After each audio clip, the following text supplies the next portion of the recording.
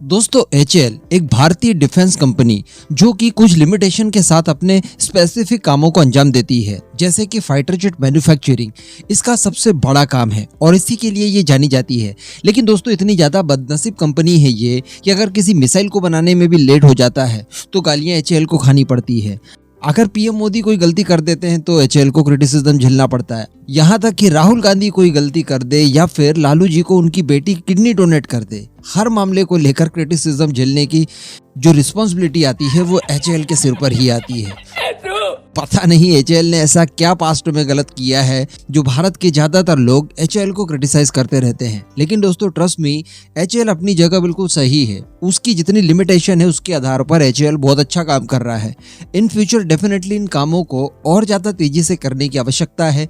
लेकिन तेजी से काम करने के लिए केवल इच्छा शक्ति ही महत्वपूर्ण नहीं है, बल्कि इसके लिए रिसोर्सेज भी चाहिए होते हैं। अगर रिसोर्सेज ने वैसे ही मिले जैसे लॉकहीड मार्टिन को मिले हुए हैं या फिर बोइंग को मिले हुए हैं, एयरबस को मिले हुए हैं, तो हमारी एचएएल भी डेफिनेटली उसी की तरह काम कर सकती है।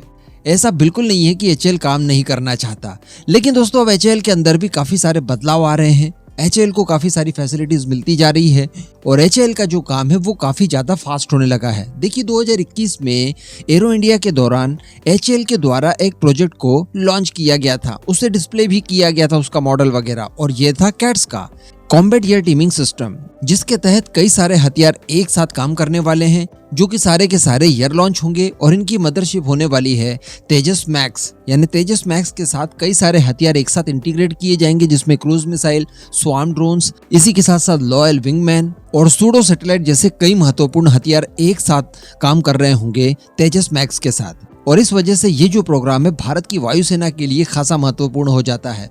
वैसे मैं आपको बता दूं कि कैट सिस्टम में जितने भी हथियार होते हैं उन्हें आप एक साथ तो इस्तेमाल कर ही सकते हैं, लेकिन अगर उनका इंडिविजुअली इस्तेमाल करना चाहें आप तब भी ये पॉसिबल है। अभी दोस्तों देखिए इसके लिए जो टाइमलाइन रखी गई थी वो 2024 थी और अब 2024 आने में ज्यादा समय बाकी नहीं है, केवल एक ही साल का समय और बाकी है। उसके बाद इस प्रोजेक्ट की जो महत्वपूर्ण पार्ट है उन्हें देखने के लिए हमें मौका जरूर मिलेगा, जिसके तहत शुरुआत हो चुकी है। और इस बार जो शुरुआत हुई है वो हुई है अल्फा एस से। इस तरह के हथियारों के लिए पहले भारत बड़े पैमाने पर इजराइल के ऊपर निर्भर करता था और इजराइल से ही अल्फा एस जैसे हथियारों को एक्वायर किया जाता था। लेकिन अच्छी बात अब यह है कि एचएएल इसे पूरी तरह से बनाने के बिल्कुल नजदीक पहुंच गया है और इसी को लेकर एक बहुत ही अच्छी खबर निकल कर आई है जो आज आपको मैं इस वीडियो में देने वाला हूं। वीडियो को एकदम एंड तक जरूर देखते रहिए। तो दोस्तों जैसा कि मैंने आपको बताया कि कैट सिस्टम में कई सारे हथियार हैं, जिसमें से अल्फा एस भी एक हथियार है। अल्फा एस दरअसल एक लॉइटरिंग म्यूनिशन है, यानी आत्मघाती हमलावर ड्रोन।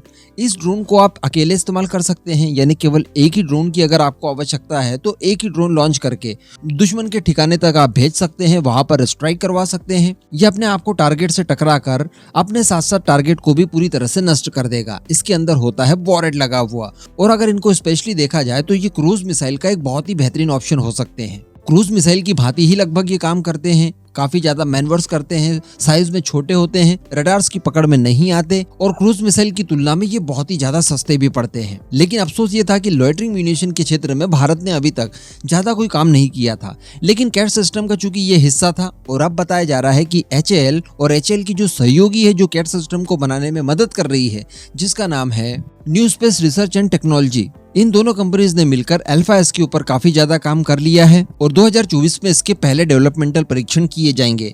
लेकिन उससे पहले आने वाले कुछ ही महीनों में इसकी ग्राउंड टेस्ट किए जाएंगे। जी हाँ, देखिए दरअसल इसे लॉन्च करने के लिए स्पेशल लॉन्चर बनाए जाएंगे, जो लॉन्चर इंटीग्रेट किए जाएंगे फाइटर जेट के ऊपर और वहां से फिर इन्हें हवा में लॉन्च किए जाएंगे। लेकिन दोस्तों यहाँ पर अच्छी बात यह है कि इन ड्रोन्स को आप जमीन से भी लॉन्च कर सकते हैं, जिसके लिए इनके लिए स्पेशली ट्यूब्स वगैरह बनाई जाएंगी। अभी बताया जा रहा है कि कुछ एक प्रोटोटाइप इसके बनाए गए अल्फा एस के और उसकी विंग टनल टेस्टिंग की गई और ये टेस्टिंग पूरी तरह से संपन्न हो चुकी है। अब इसके लिए कुछ ऐसे सिस्टम्स बनाए जाएंगे जिसके जरिए आप ग्राउंड पर रहकर ही इन्हें लॉन्च करके इनके टेस्ट कर लें और इन फ्यूचर इसे आप ग्राउंड से तो लॉन्च कर ही पाएंगे, फाइटर जेट से तो लॉन्च कर ही पाएंगे, इसी के साथ साथ जो हमारे आर्मर्ड व्हीकल्स हैं, हमारे टैंक्स वगैरह हैं, उनके माध्यम से भी बड़ी आसानी से इन्हें लॉन्च किया जा सकेगा। यानी ये जो अल्फा एस लॉइटरिंग म्यूनिशन है ये भारत के लिए मल्टीपर्पज साबित होगा।